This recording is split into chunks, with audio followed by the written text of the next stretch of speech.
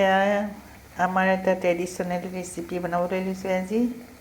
ঘৰৰ সৰু মুৰ্গী সৰু সৰুকৈ কুটি আদা নহৰু বটা আৰু অলপমান কেঁচা জলকীয়া ফালি অকণমান সিজিবলৈ দিছোঁ।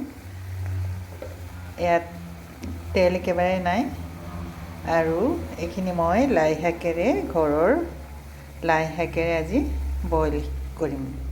এয়া মই লাইখিনি কুটি থৈছোঁ ধুনীয়াকৈ, সতেজ লাই, একো কৰিবলৈ নাই, মা মছলা নাই। এইখিনি চিকেনখিনি অকণমান বইল হৈ আহিছে, মই এতিয়া লাইখিনি দিম।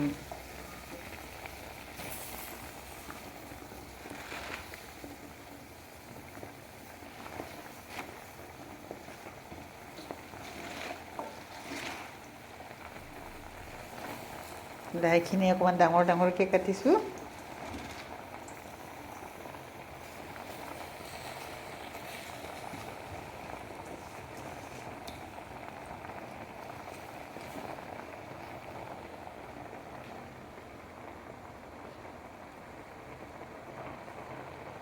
লাইখিনি দি দিওঁ। এতিয়া মই ঢাকনিৰে কিছু সময় ৰাখিম, ঢাকনিখন দি ৰাখিম আৰু লাইখিনি যেতিয়া সিজিবলৈ ল'ব, ইমান বেছিকৈ মই নিসিজাওঁ, লাইখিনি অলপ অলপ টান থাকোঁতেই নমাই দিম।